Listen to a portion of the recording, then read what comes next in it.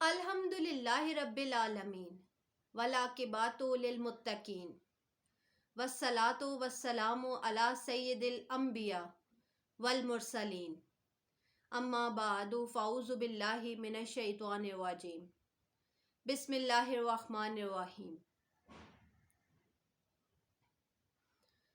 پردے کا کہف۔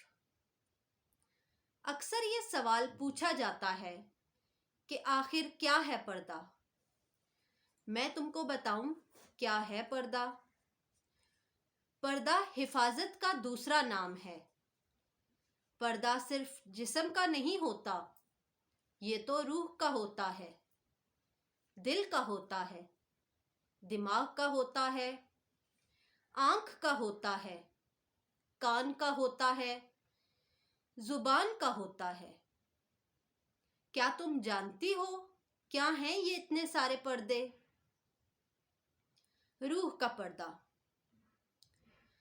اپنی روح کی حفاظت کی جائے، جو اس کی غذا ہو اسے وہ دی جائے، جو اس کے لیے نقصان دہ ہو اس سے پردہ رکھا جائے۔ میں تمہیں بتاؤں روح کی غذا کیا ہے؟ ذکر، اپنے بنانے والے کا ذکر خیر، اس کی حمد و ثنا۔ دل کا پردہ۔ تمہارا دل جسم کا وہ حصہ ہے جہاں تمہارے احساسات، جذبات جنم لیتے ہیں۔ تمہارے جذبات بہت قیمتی ہیں اور یہ بہت قیمتی جگہ محفوظ ہیں، اور قیمتی جگہ تک ہر ایک کی رسائی ممکن نہیں ہوتی۔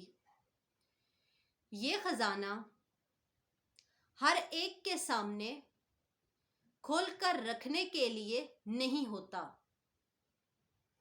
جو دل میں ہے وہ دل میں ہی رہے۔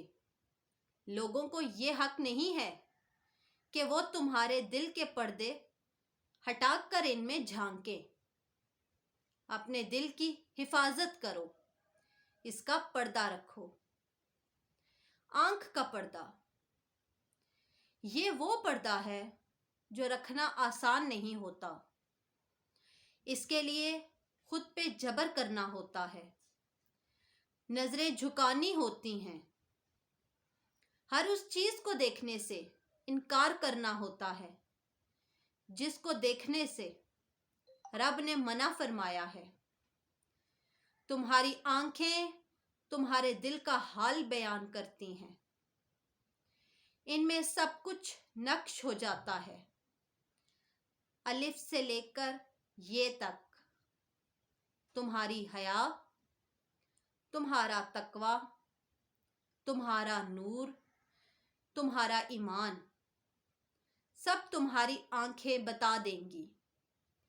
یہ کہاں کہاں جھکتی ہیں اور کہاں کہاں اٹھتی ہیں، یہ سب بتا دیں گی۔ اگر یہ ہر جگہ اٹھنے لگیں تو تمہیں جھکا دیں گی۔ ان کے اٹھنے اور جھکنے پہ نظر رکھنا، ایسا نہ ہو کہ تم روز قیامت اپنے رب اور اس کے رسول کے سامنے ادب سے نہیں بلکہ شرم سے سر جھکائے کھڑی ہو۔ یہ نظریں کسی خاص کے لیے ہوتی ہیں، یہ ہر عام کے لیے نہیں ہوتی۔ یہاں ہر شخص نہیں بسایا جا سکتا۔ دل تک پہنچنے کا راستہ آنکھوں سے ہوتا ہوا جاتا ہے۔ صرف ایک انسان کا عکس ہی ان میں بھلا لگتا ہے۔ ہر انسان کی تصویر بناتے ہوئے یہ اچھی نہیں لگتی۔ نظر کو خاص کرنے کے لیے اسے عام ہونے سے بچانا ہوتا ہے، اسے قرآن کے لیے خاص کرنا ہوتا ہے، اسے رب کی نعمتوں پر غور و فکر کرنے کے لیے خاص کرنا ہوتا ہے، اسے اس شخص کے لیے خاص کرنا ہوتا ہے جو تمہارے لیے خاص ہو۔ اس لیے آنکھوں کی حفاظت کرو، ان کا پردہ تم پر لازم ہے۔ کان کا پردہ، یہاں کان کے اندر کے پردے کی بات ہرگز نہیں ہو رہی، یہاں بات ہو رہی ہے کان کی حفاظت کی، یعنی کان کا کن چیزوں سے پردہ ہے جن سے وہ محفوظ رہے۔ ہر اس بات کو سننے سے اجتناب جس سے ہمارے پروردگار اور ہمارے پیارے نبی حضرت محمد صلی اللہ علیہ وآلہ وسلم نے منع فرمایا ہے۔ تمہارے کان جو کچھ سنتے ہیں وہی تمہاری زبان بولنے لگتی ہے۔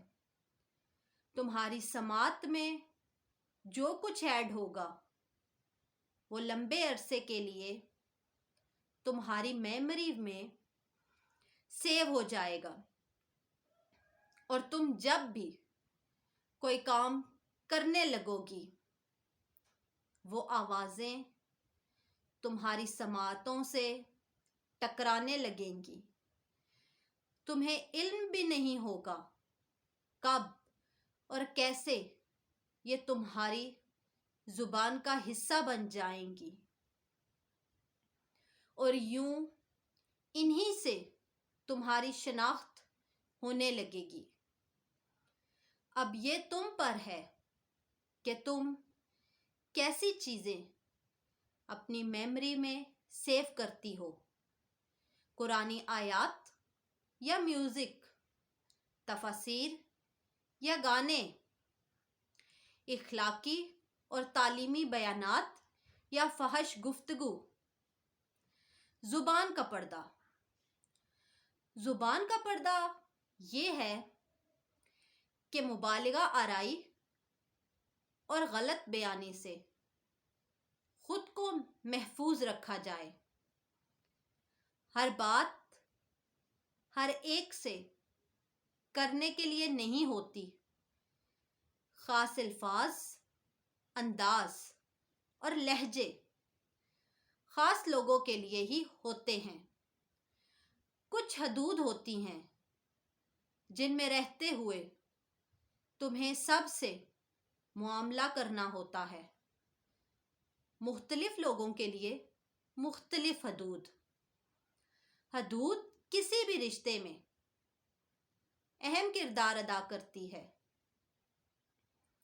لوگوں کا تمہارے دل اور روح سے بعد میں واسطہ پڑتا ہے، ان کا سب سے پہلے تمہاری زبان سے واسطہ پڑتا ہے۔ اس لیے اپنی زبان کی حفاظت کرو، اس سے شر نہ نکلے، یہ خیر کا باعث ہو، اس سے تلاوت قرآن پاک ہو، اس سے لغو باتیں نہ ہوں، یہ تبلیغ کے لیے استعمال ہو، یہ کسی نامحرم کو اپنی طرف مائل کرنے کے لیے استعمال نہ ہو۔ اسلام میں خاموش رہنے کی بہت تائید کی گئی ہے، اسے رعب قائم رکھنے کی وجہ کہا گیا ہے، اسے جھگڑے سے بچنے کے لیے خیر کا باعث کہا گیا ہے۔ تم جانتی ہو نا تمہیں تمہاری زبان کا پردہ کیسے رکھنا ہے۔ صرف یہی نہیں، اور بھی بہت سے پردے ہیں۔ ہاتھ کا پردہ، فضول چیٹ سے اجتناب۔ ناک کا پردہ، نشہ آور اشیاء سے اجتناب۔ خیالات کا پردہ، بہت زیادہ گمان سے اجتناب۔ چال کا پردہ، جس سے جسم نمایاں نہ ہو، اور بھی بہت سے پردے۔ کیا تم ان سب پردوں کی حقیقت جانتی ہو؟ کیا تم کرتی ہو یہ سب پردے؟ میں تمہیں بتاؤں، ان سب پردوں کے حصول کے لیے جب ایک لڑکی اصحاب کہف کی طرح اپنے ایمان کی حفاظت چاہتی ہے تو وہ خود کو سر سے لے کر پاؤں تک حکم ربی بجا لاتے ہوئے اپنے پردے کے کہف میں چھپا لیتی ہے، خود کو ڈھانپ لیتی ہے، خود کو اپنے رب کی حفاظت میں دے دیتی ہے۔ بتاؤ، تم چھپاؤ گی نا خود کو ایسے کہف میں؟ تم کرو گی نا ایسا پردہ جس سے تمہاری حفاظت ہو، تمہارا رب کریم تم سے راضی ہو جائے؟ تم ضرور ایسا کرو گی اور جلد کرو گی انشاءاللہ۔ جزاک اللہ۔